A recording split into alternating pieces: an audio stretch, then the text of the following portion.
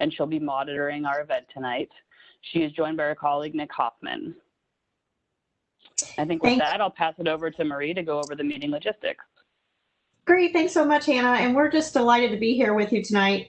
What we're going to do, you've already heard the welcome and introductions, and I'm going to cover some meeting logistics and some ground rules. We are going to highlight some of the amazing One Linden projects underway. We're not going to discuss those in detail. We just want you to know what's happening in the context of Linden. Then we'll dive in deep to the Hudson Street project details. Then we'll tell you what's next and what to look forward to. We will have opportunities for you to get answers to your questions and comments throughout.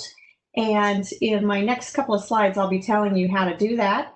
And our meeting time is to get you done by 6:30, and we promise we will do that. So if you go to the next slide, we are recording this meeting. And so we will be posting it to the project website. And the project website is at the City of Columbus.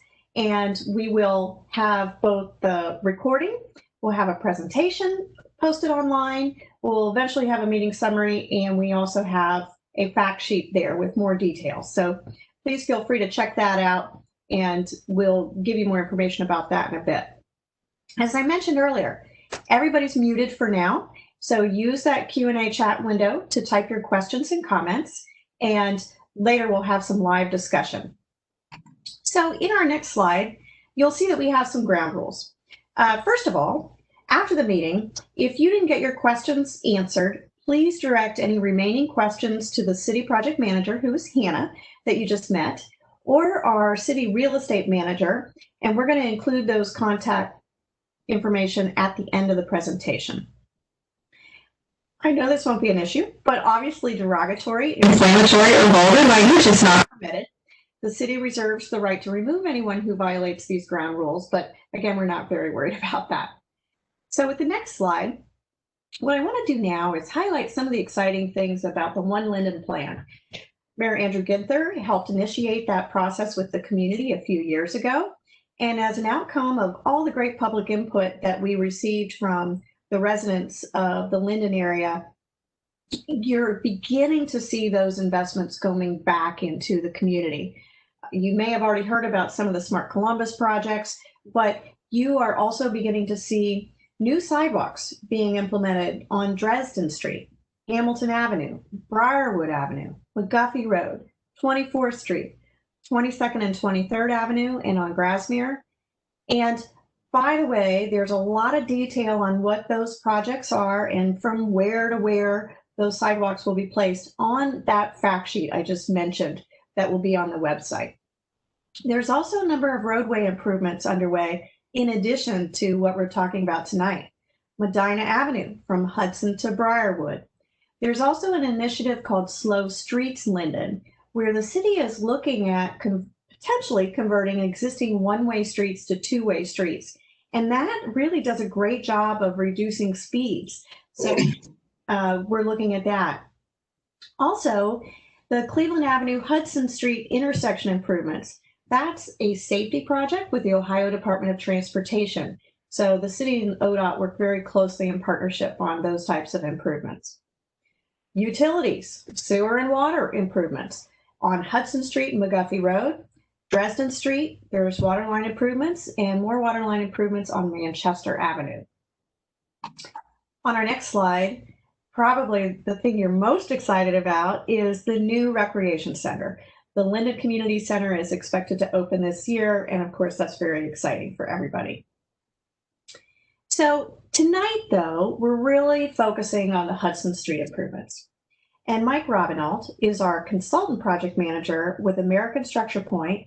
He's going to take the lead on walking you through the project, and then Hannah is also going to chime in with some details as well.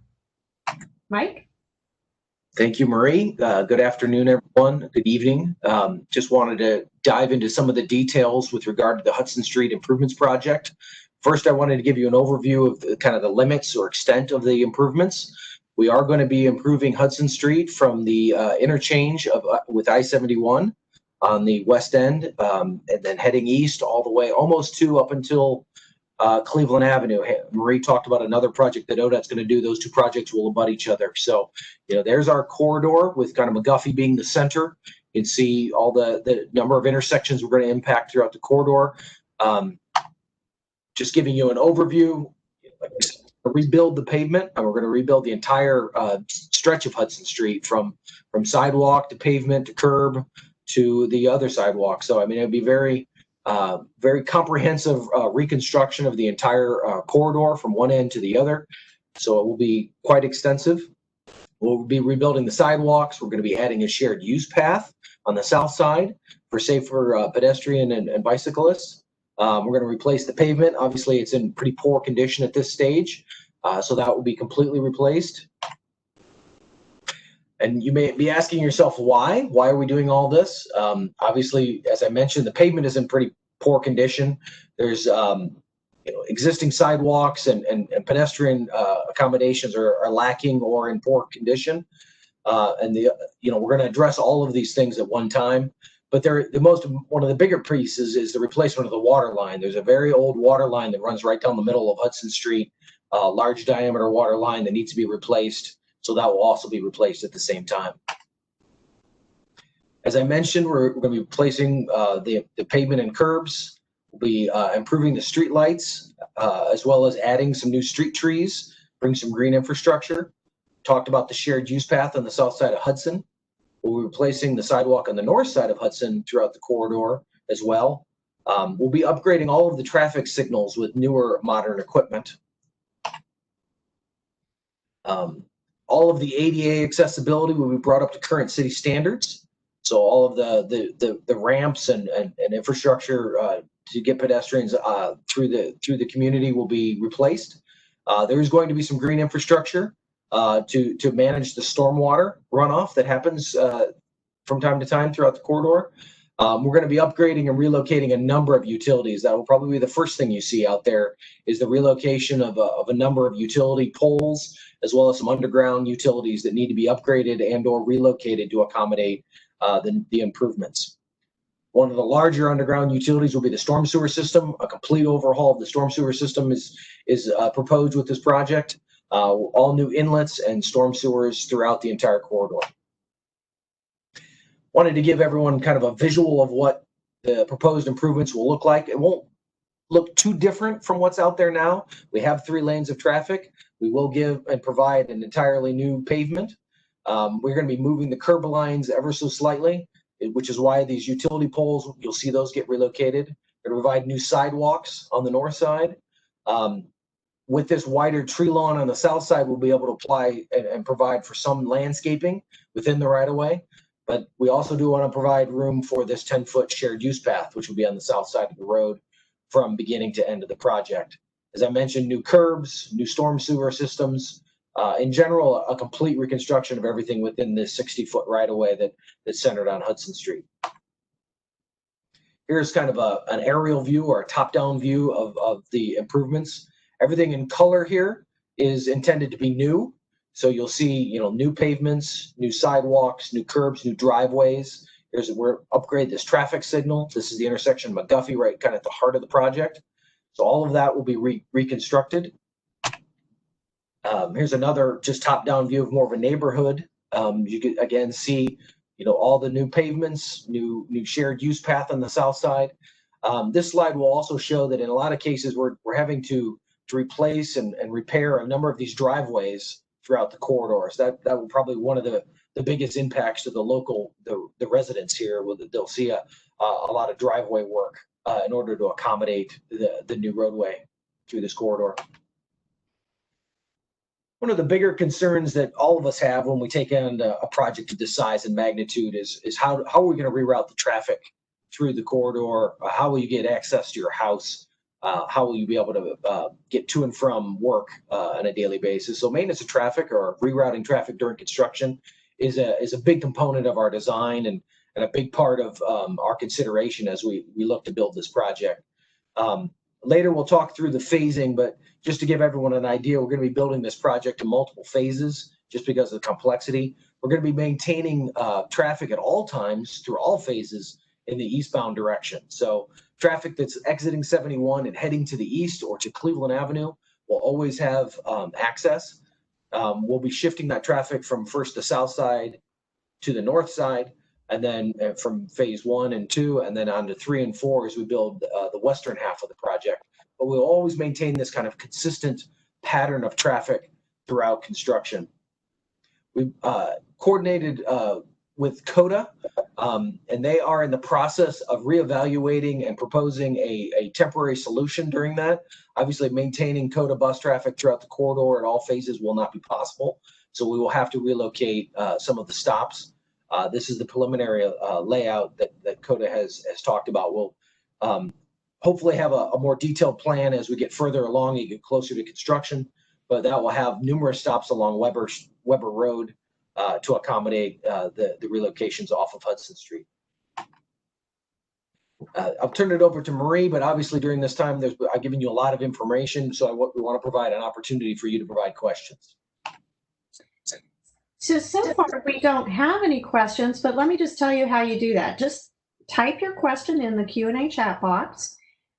We would ask that you keep your questions or comments brief so we can get to them. And then any questions we can't get to will be addressed in the meeting summary and posted online. Mike did just give you a lot of information. So if you're just still kind of processing that, I would think you might be a little curious about, Mike talked about those impacts on driveways, for example. You might be a little bit more curious about that. In fact, Mike or Hannah, if you want to jump in, can you explain a little bit more about those details on impacts on driveways?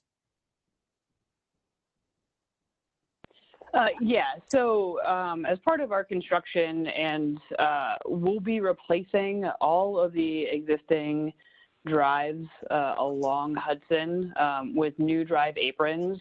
And a part of the work we need to do might go beyond the existing right-of-way in order to match the grade of your existing drive. So there are some drives where we can make that tie-in before the right-of-way line, but other drives we need to go a little bit farther back, and so there will be some temporary right-of-way takes.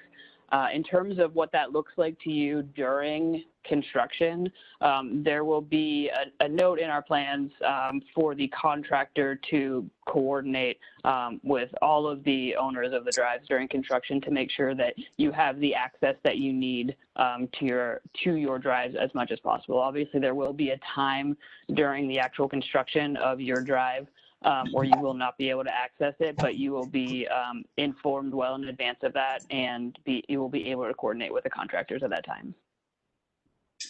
Thanks, Hannah. And we've also gotten a couple great questions about utilities. So let's tackle this one first. Is there any plan to get rid of utility poles? We will not be getting rid of the utility poles. The utility poles on that northern tree lawn right now are actually owned by AEP, and AEP has a plan to relocate those poles, but not remove them. So they'll be going and installing new poles about 3 feet to the north of where the existing poles are, and relocating all of their facilities off of the old pole line onto the new one. But they don't have any intention of undergrounding any of their facilities. And then another utility question is, are there options or plans for future installation of fiber optic cabling? I'm going to ask for some more specifics on that. We do have some underground duct banks that we'll be putting in as part of our project for the City of Columbus interconnect facilities.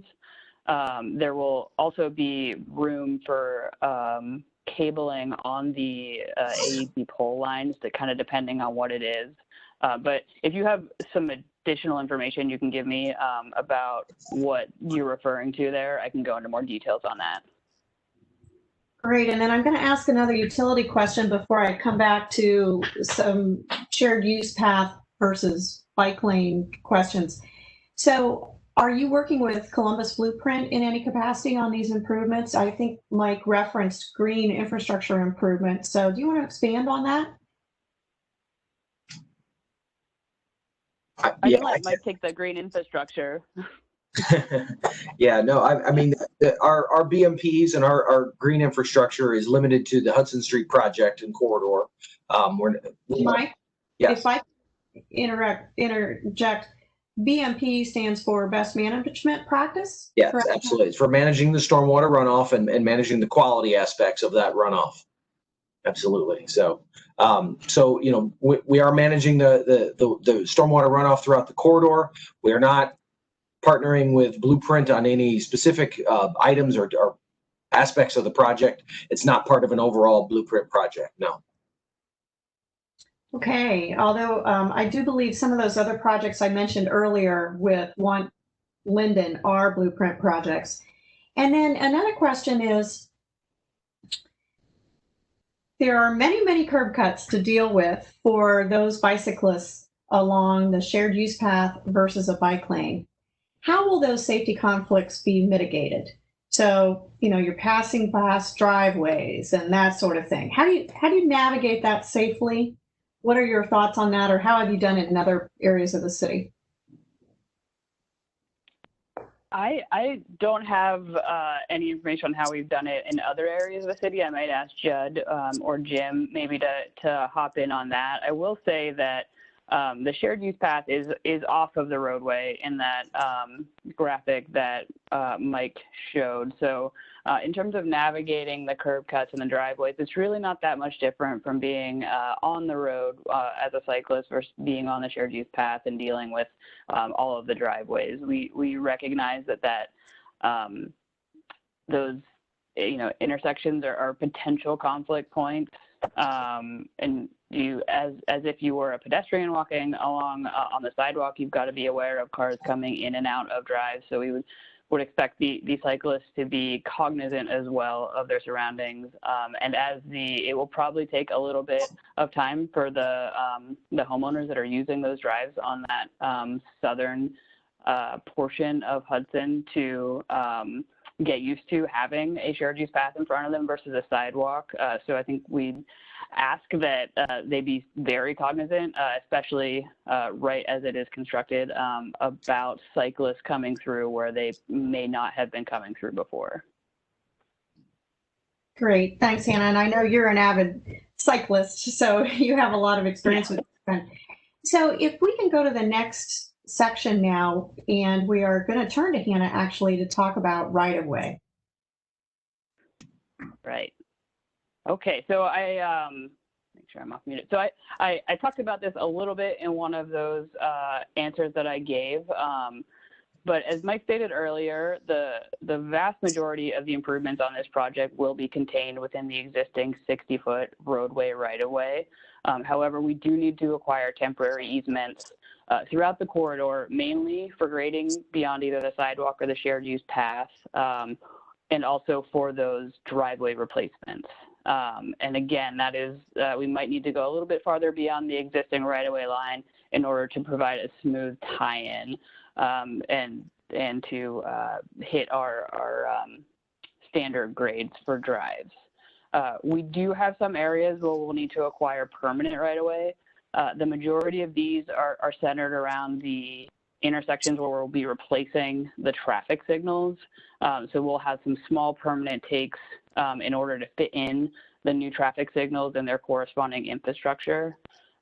We don't need to acquire right-of-way from every property or parcel along the corridor. And I will say, if your property or parcel is impacted, you will have already received a letter from representatives from the Columbus Real Estate Division.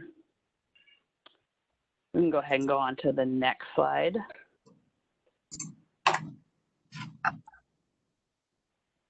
All right, so let's talk about the schedule. When is all of this happening? So we've talked a little bit about that AEP utility coordination before, but those existing AEP poles on the north side of Hudson will be relocated before our project. So AEP is currently working on finalizing their design for that relocation, and we're expecting them to start out there sometime within the next 1 to 2 months. So when that happens, you'll see them placing new poles. Again, they'll be about 3.5 feet north in general from where the existing poles are. Once they place all of their poles, they'll go ahead and move their existing facilities from the existing pole line to those new poles. Once they've moved all of their facilities, the City of Columbus does have some infrastructure on those poles as well. So a contractor for the City of Columbus will come in and relocate the City of Columbus facilities from the existing poles to the new pole line. And then once everything is moved off of the existing poles, AEP will come back in and they'll remove those poles. So we expect all of that work to be completed sometime in the summer of next year, in the summer of 2021. So once that utility relocation work is complete, that's when we get into the streetscape construction. Mike talked about the rerouting of that westbound traffic earlier, and this is when that traffic pattern will change. I'm not sure if Mike said it earlier, but we will be doing this streetscape construction in 2 phases.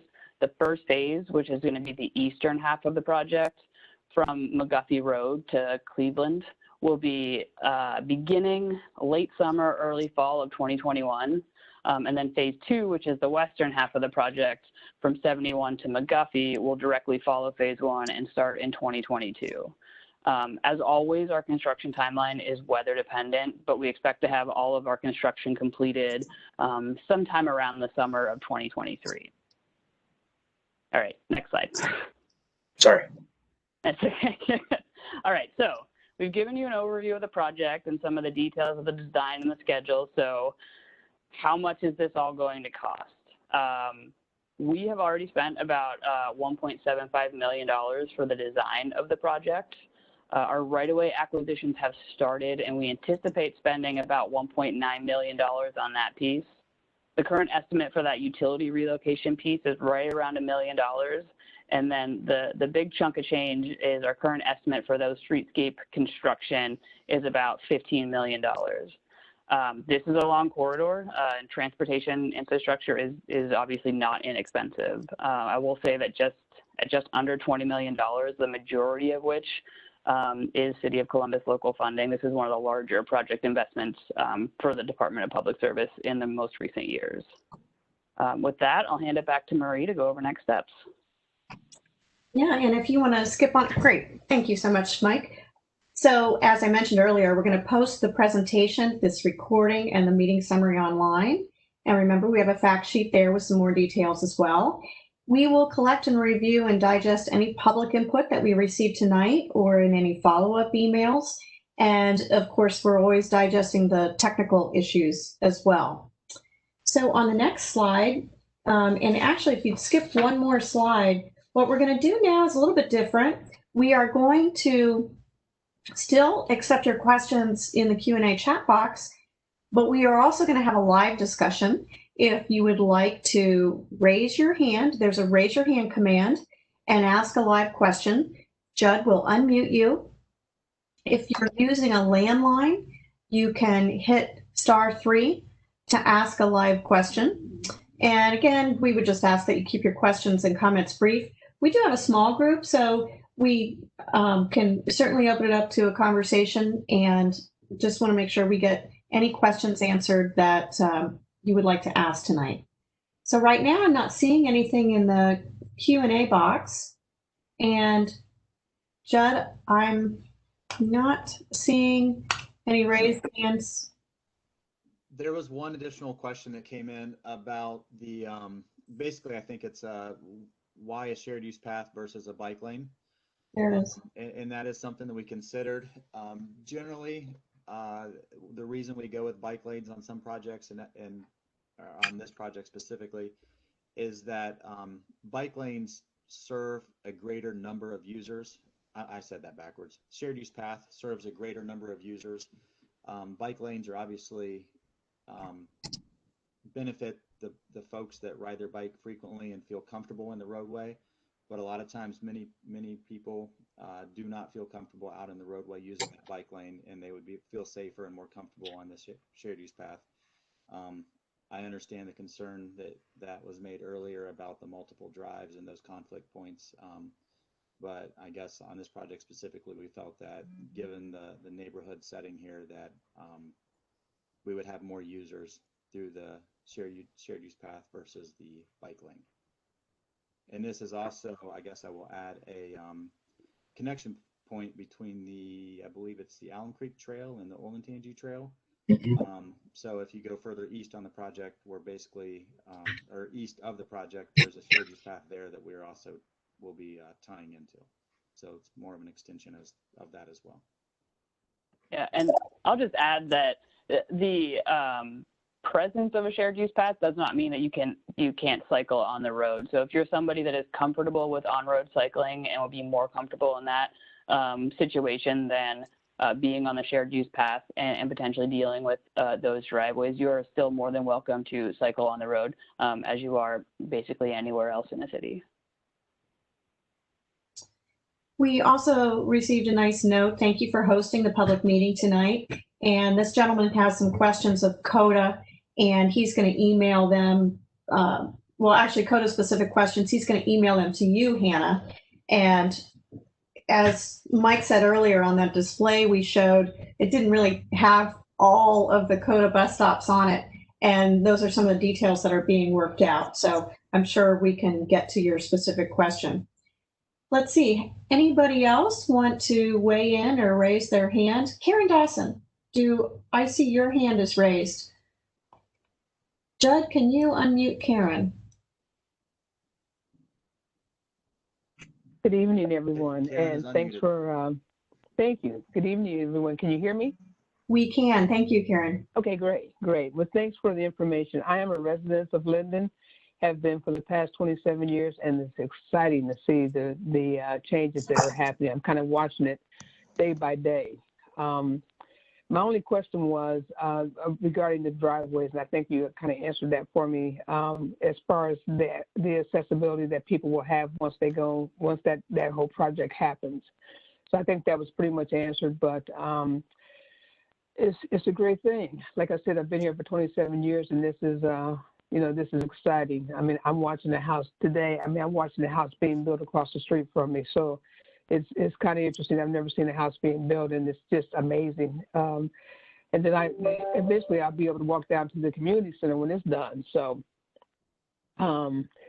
it's been a journey, but it's a nice journey, and I'm looking forward to the changes. It's just my comment. So thank you. That is such a lovely comment, and I know the city team really appreciates that and appreciates you and your fellow residents who have given such great input through the years. And the One Linden Plan in particular, I think, has really allowed all that input to come to fruition. I will turn it over, Hannah or anyone else on the team. Do you want to respond?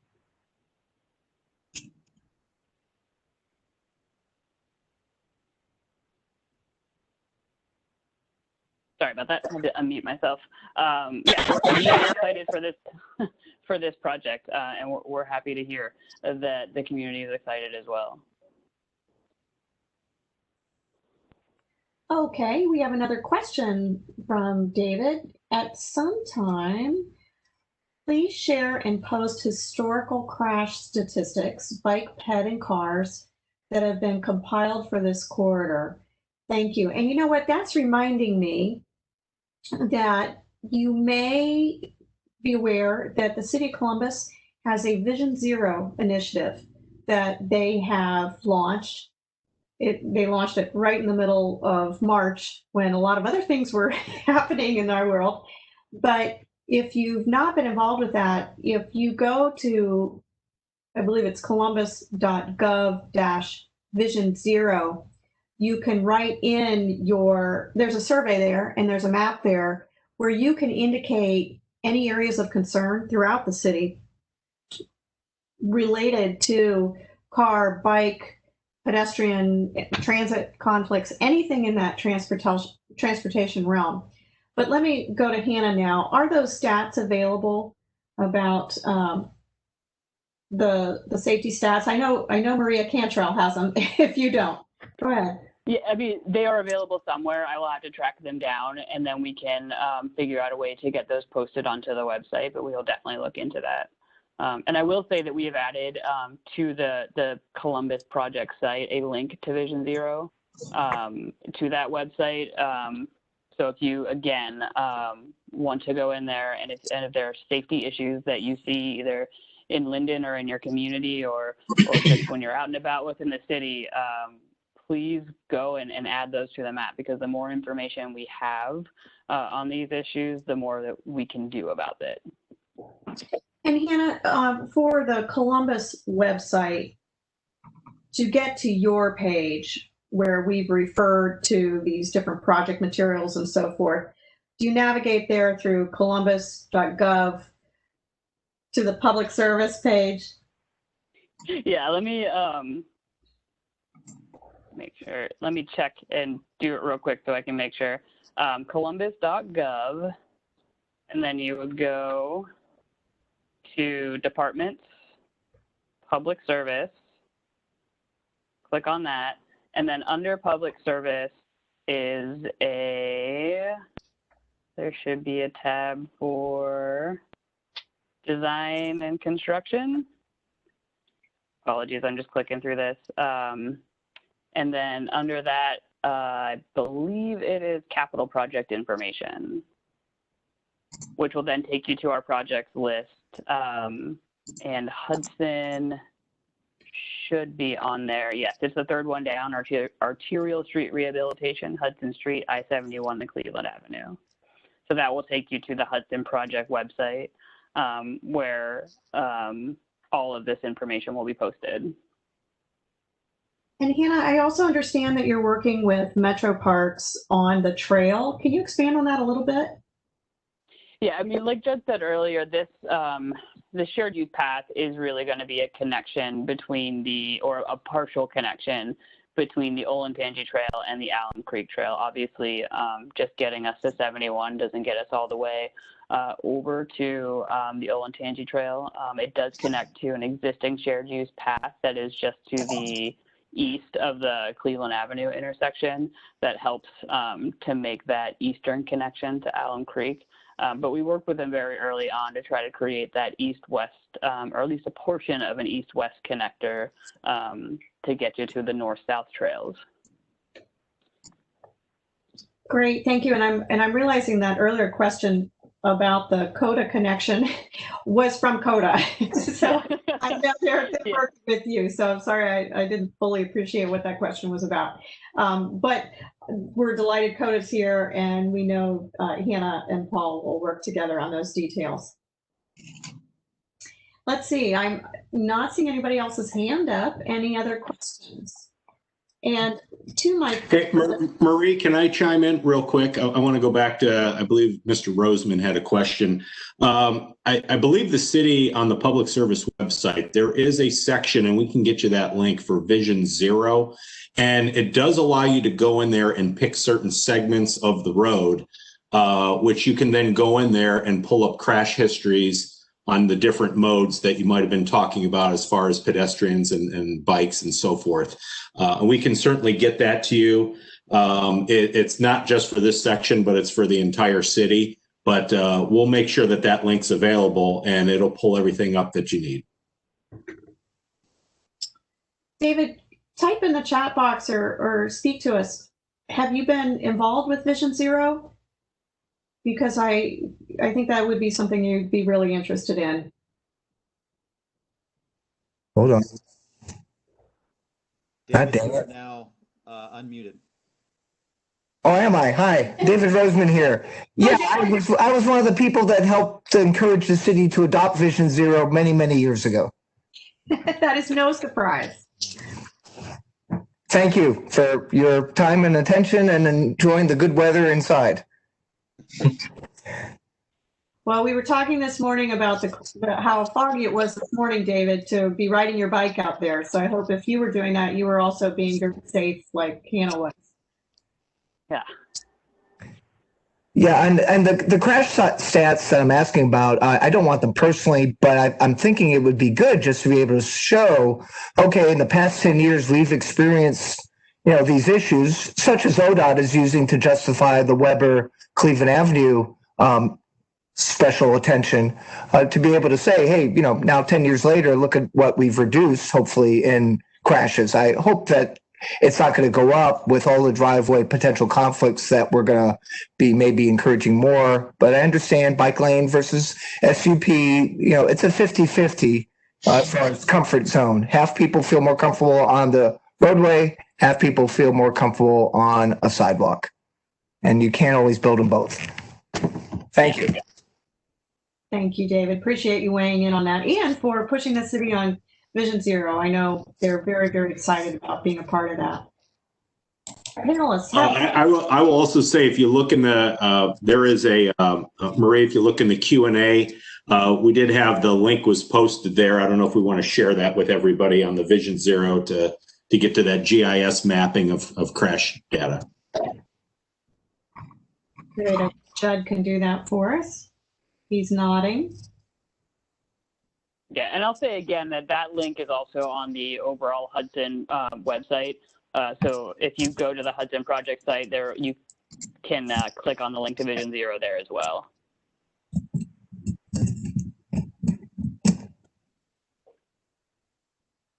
Great.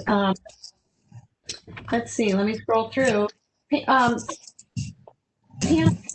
Is there anything that has been triggered by the questions we've heard so far that you'd like to weigh in on?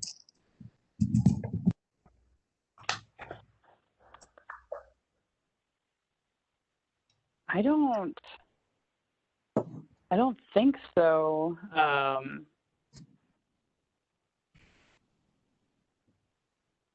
to think. No, I don't think any questions are bringing up anything else that I personally wanted to discuss. But not to say that Judd or Mike or Jim might not have anything else to add.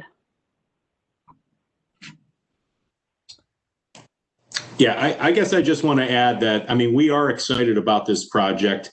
The city is making a big investment in this. We're also, we're also getting some funds from Ohio Public Works.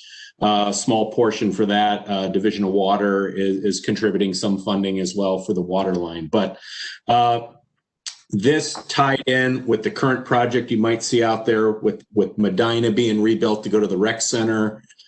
We've worked a lot with Recreation and Parks on the Linden Community Center in regards to the sidewalks around that park, improving some parking on Hamilton. We think it's all going to tie in well. We're hoping this will connect, as the trail, there is a connector that moves east of Cleveland Avenue. This will extend that as it's headed, there's ultimately a vision by Recreation and Parks to get to Alum Creek, as you had heard.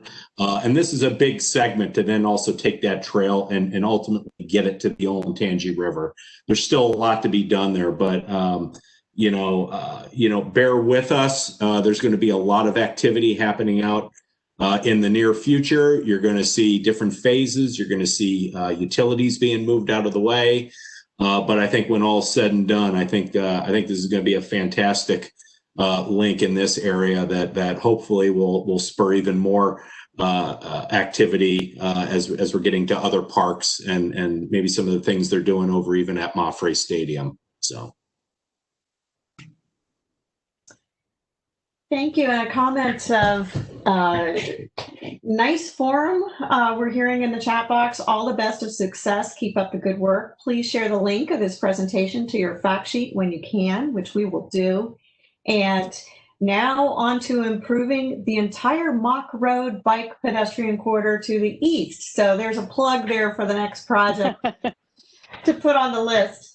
And so it is 6:11 and we are available till 6:30, but we will be here for the next few minutes until you all drop off. So if you have any other questions or comments, we really don't have any more content except to say we so appreciate your participating tonight. And so we'll just kind of stand here for a few minutes and see if there's any more comments or questions. I'm not seeing anybody in the chat box raising their hands. Yeah. And I will say that at that last screen has my contact information. So please, after this meeting, if you do have any additional questions, any additional comments, if you share any of this information with people who aren't in attendance and they have additional questions or comments, please don't hesitate to reach out to me. My contact info is there. You can email me, you can call my phone. Very eager and willing to hear any comments and questions. If there are specific comments or questions you have regarding any right-of-way acquisition, especially if you've been contacted by the city, your best point of contact for that would be Josh Roberts. His contact information is on the screen as well. You can always just go through me, and I can forward on any necessary information to him as well. But again, don't hesitate to reach out. And I'm excited to get this design completed and get this project into construction. And we're, thanks to our participants, we're getting nice comments and appreciation for gathering tonight, and they want us to have a good evening, and we want all of you to have a good meeting. Did I say meeting? Good evening. That's what I meant. I want everyone to have a good evening.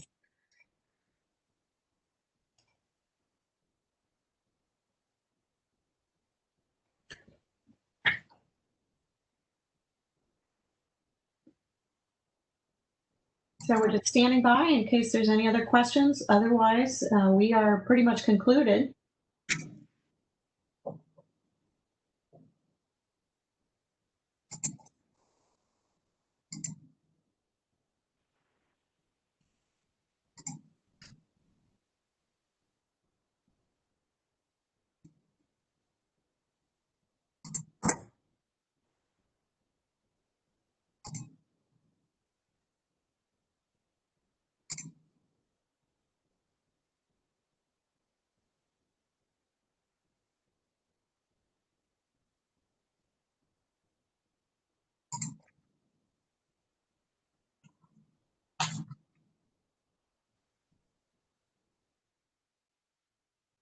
Marie, it looks like we're only down to a couple, so I'm going to go ahead and unmute Danny.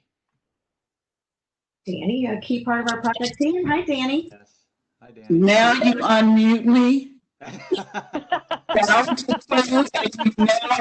want me to talk.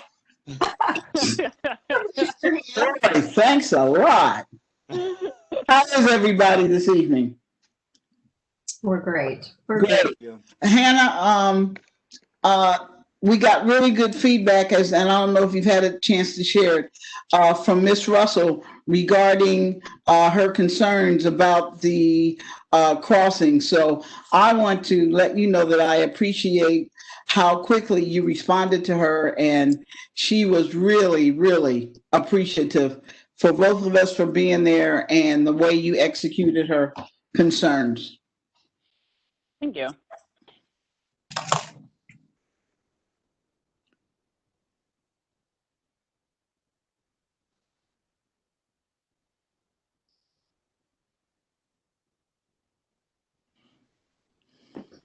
And then, Terry Mullins, I see you're still on the line here. Do you have any lingering questions we can respond to? Terry, oh, well, I unmuted her, but I think she muted herself back.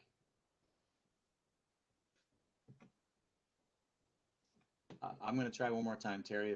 If you'd like to talk, I'll go ahead and unmute you again.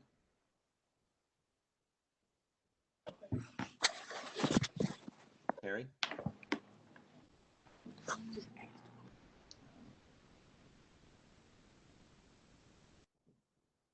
Yeah, she muted herself, so. Okay.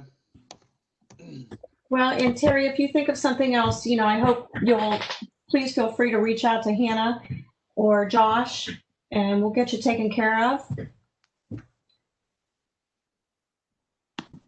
And Danny, based on what you heard tonight, did you hear of any other questions that you've heard out there that maybe we didn't respond to that we, if you could share that now? Not really, because and I probably got on about 3-4 minutes after you started, And I was going to ask you, was John Latham on the, did he attend the public meeting? I did not see him. No. Okay. I know he had some questions regarding streetscapes, and I was kind of listening to see if he was going to address that, and Hannah did at our meeting. And I'm sure if he had been on, he probably would have reiterated that same thing.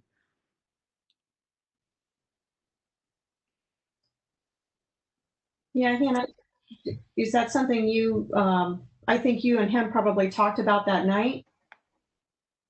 Yes, if I'm remembering correctly, yeah, we talked about it the night of the area commission. Great.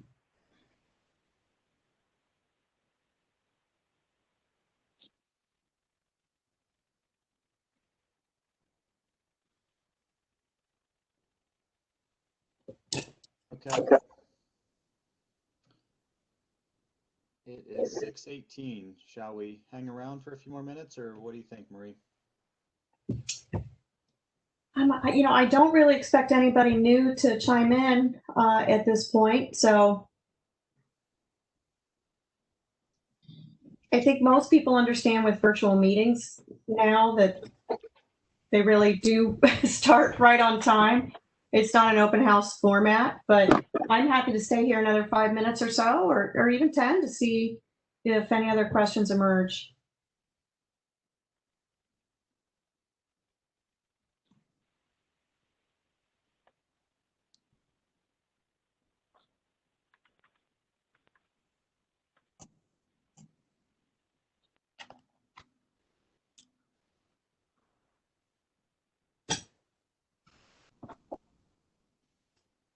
Is there anybody else still on besides us, the presenters and the hosts? We have one other woman on. She's gone now. There we go. All right, now it's just us. Okay, now we're good. Hey, should we stop the recording at this point? Yeah.